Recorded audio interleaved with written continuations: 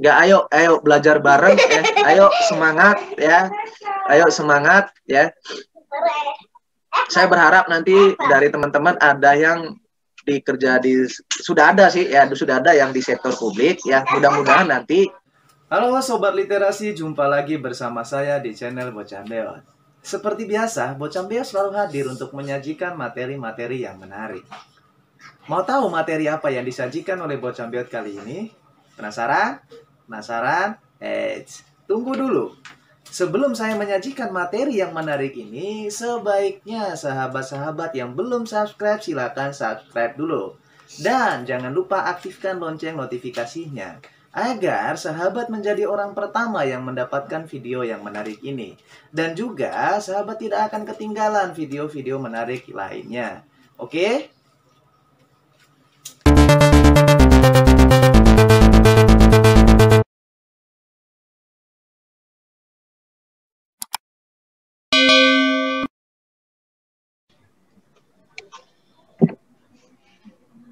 Assalamualaikum warahmatullahi wabarakatuh. Waalaikumsalam warahmatullahi wabarakatuh. Oke, ya ampun ya. Ada yang ya nggak tahu ya, kayak asik, ada yang asik ya, ada yang mukanya itu sedih ya, ada yang ceria ya, ada yang bahagia. Tanggal muda kok masih cemberut aja. Tanggal 10 masih tanggal muda kok masih cemberut aja.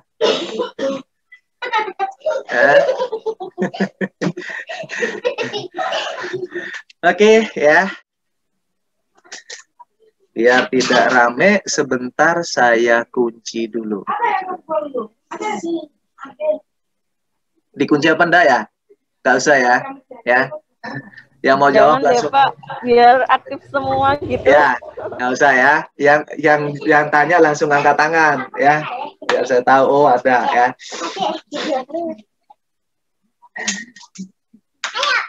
Monggo, silakan.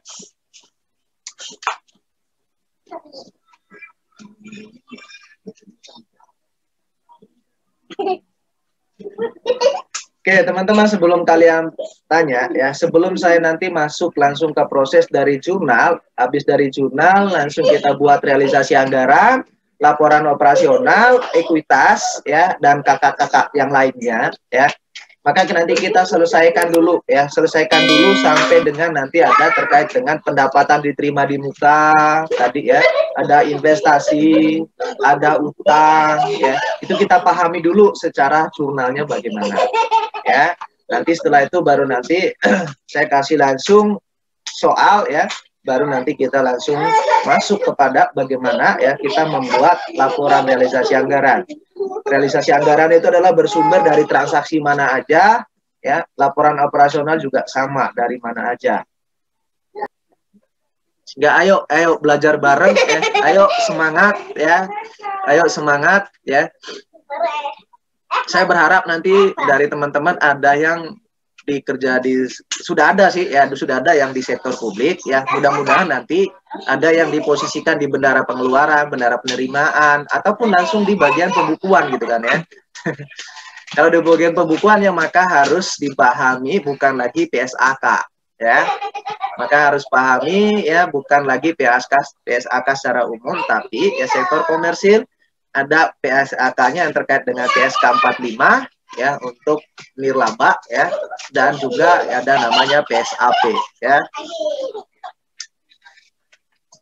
Monggo teman-teman, saya membuka kesempatan untuk teman-teman bertanya. Ya. Di sini mengacunya tanggal 25 April 2016, Bendara Pengeluaran SKPD Nakpur melakukan pembayaran dengan menggunakan uang UP atas belanja ATK sebesar 2.500.000.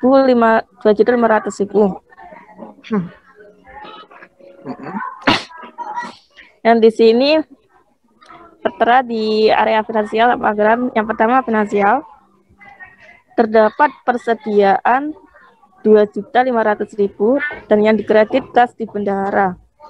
antara debit sama kredit. Debit bukannya pemasukan output, sedangkan kredit termasuk out. Debit input, output kredit. Kenapa di sini masih dikasih keterangan pengeluaran? Sedangkan di sini, mohon maaf Pak ya, ini koreksi dan bertanya juga barangkali salah gitu. Untuk melakukan pembayaran baik termasuk pengeluaran. Untuk yang UP belanja ATK baik termasuk persediaan yang di anggaran nih, saya mengacu ke anggaran.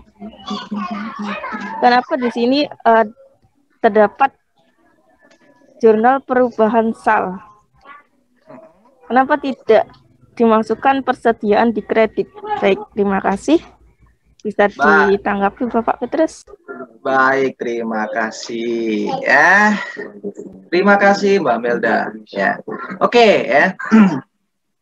Di sana dikatakan apa? Bendahara pengeluaran SKPD Makmur mengeluarkan pembayaran dengan menggunakan uang persediaan ya atas belanja ATK. Ya. Maka di sini adalah ya jurnal yang terbentuk persediaan itu debit dan kreditnya adalah kas di bendahara pengeluaran. Dan di anggarannya itu adalah belanja barang dan perubahan saldo, bukan SAL ya. Diusahakan saya tulisnya singkat ya. Dan di jurnal pun tulisannya singkat. Kalau dibaca langsung saldo anggaran lebih aja ya. Nah, kenapa ya? Kenapa tidak persediaan? Nah, kalau itu di persediaan, maka pertanyaannya adalah ya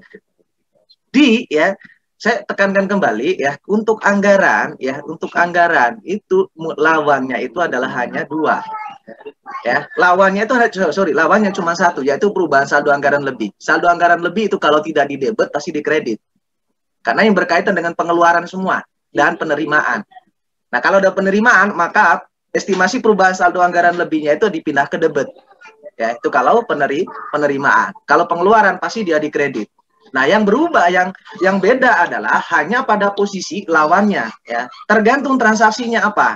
Ya. Kenapa ini tidak kreditnya adalah tidak persediaan. Nah, kalau itu persediaan, itu bukan lagi transaksi ya, itu bukan lagi pencatatan di realisasi anggaran. Ya. Karena apa? Ya, karena apa? Kalau persediaan itu kan mengurangi persediaan dan menambah persediaan. Nah, itu bentuk dari finansial. Ya, itu bentuk dari finansial. Bukan bentuk dari realisasi anggaran. Karena yang kita bicarakan adalah mengeluarkan semua anggaran yang sudah terbentuk.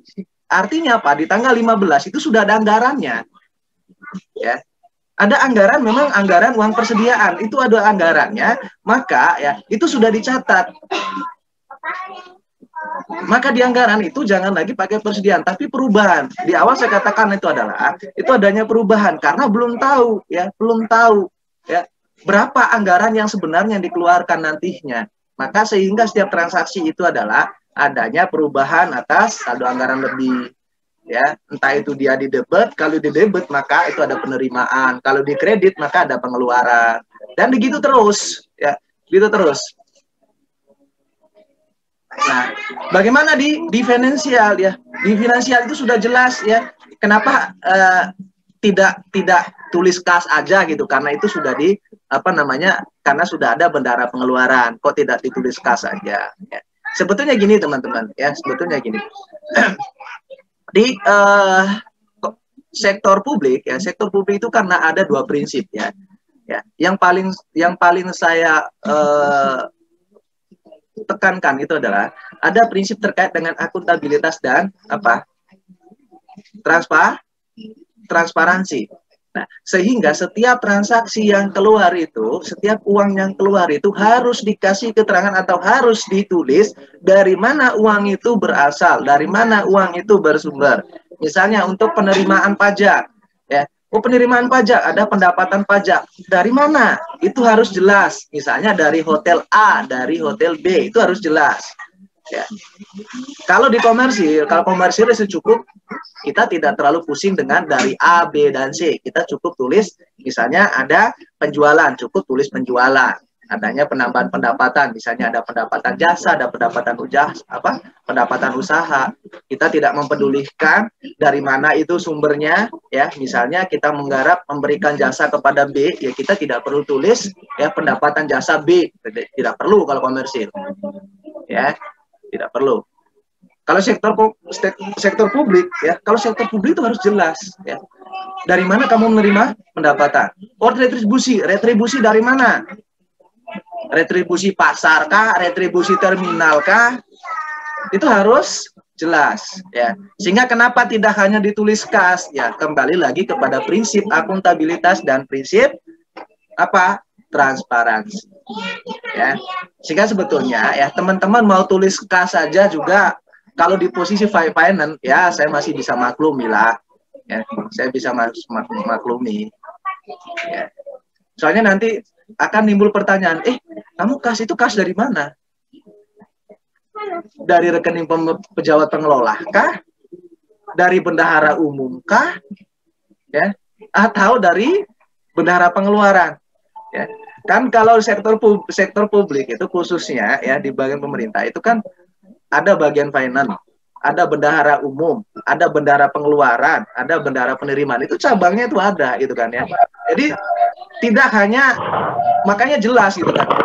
Kalau dari bendahara pengeluaran ya jelas dari bendahara pengeluaran. Jangan sampai nanti gini. Uangnya itu berasal dari ya, uang yang dikeluarkan itu berasal dari bendahara umum. Ya. Karena tidak ditulis itu uang itu dari mana ya. Maka ya bisa aja menganggap itu loh uang saya yang keluar dari misalnya saya di bendahara pengeluaran. Saya mengatakan itu loh uang saya yang keluar, padahal tidak kan gitu. Ya. Itu ya Mbak Melda. Baik Bapak, terima kasih. Mohon maaf Pak, pertanyaan double nih. Siap, silakan. Saya memberikan waktu lagi kepada teman-teman yang lain. Oke, saya akan menjawab pertanyaan dari Mbak Vianita. Pak, saya mau tanya. Ya, silahkan. Saya masih bingung antara perbedaan pengeluaran kas secara langsung dengan rekening kas pejabat pengelola keuangan daerah. Baik, terima kasih. Saya akan menjawab.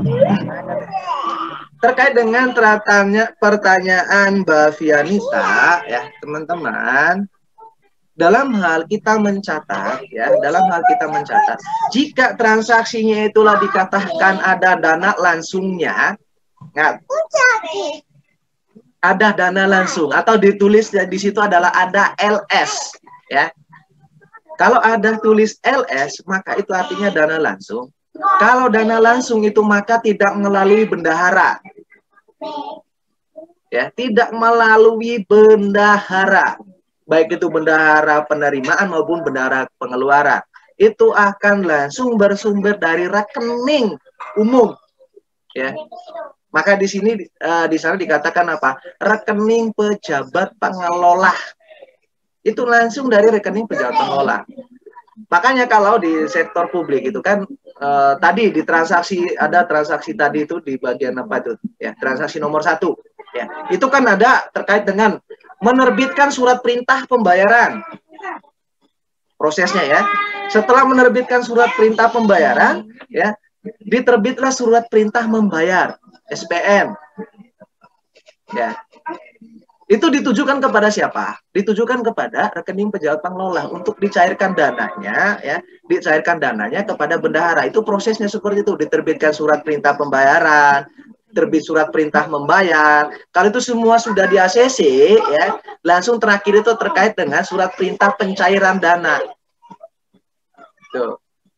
Itu akan bertahap.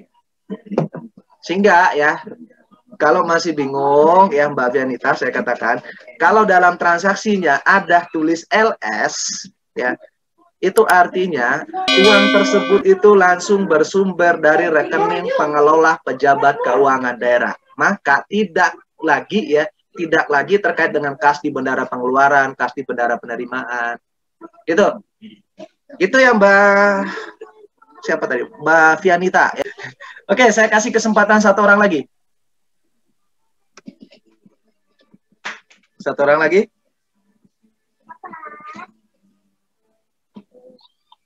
Oke, jika tidak ada saya mau bertanya seperti ini. Ya.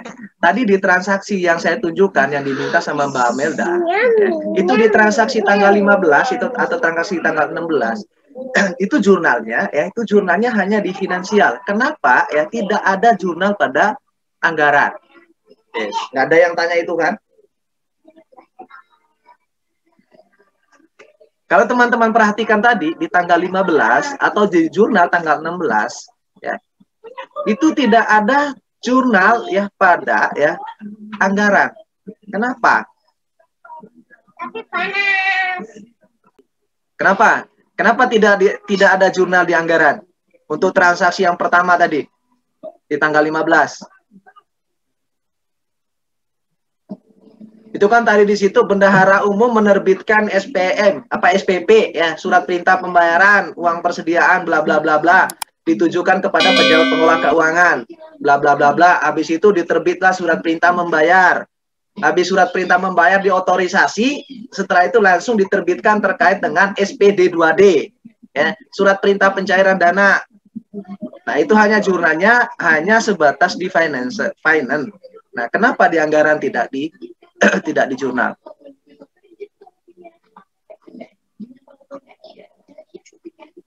Duh, Mbak Nur Fatimah sudah keluar.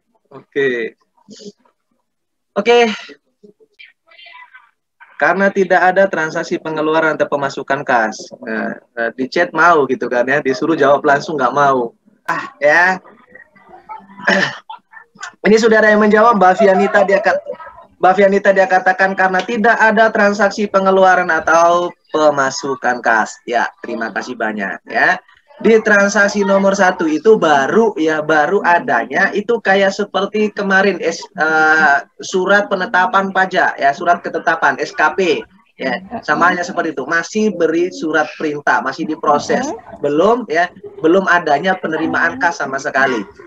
Ya, baru sampai kepada ya otorisasi yang berkaitan dengan ya surat perintah membayar dan menerbitkan surat perintah pencairan dana, baru berhenti di situ, uangnya belum cair. Ya, kalau sudah diserahkan ke bendahara itu baru kalau itu lanjut tadi ya transaksinya, dan di hari yang sama SPD 2D-nya itu diotorisasi dan langsung diserahkan kepada bendahara. Nah, itu baru ya di anggarannya dilakukan pencatatan. Ya, karena masih prosesnya adalah menerbitkan surat perintah pencairan dana, maka ya cukup di bagian finance aja yang mencatat karena sistem akrual. Dan kembali lagi kalau realisasi anggaran itu semuanya adalah cash basis. Oke ya, itu yang perlu saya sampaikan. Semoga kita ketemu di minggu depan dalam keadaan sehat walafiat dan kita ketemu dalam keadaan bahagia. Ya, untuk itu pesan saya terakhir adalah selalu jaga kesehatan dan selalu belajar.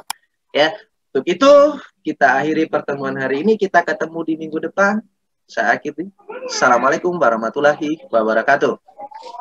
Baik, terima kasih Pak. Selamat malam. Waalaikumsalam warahmatullahi wabarakatuh. Terima kasih. Selamat malam semua.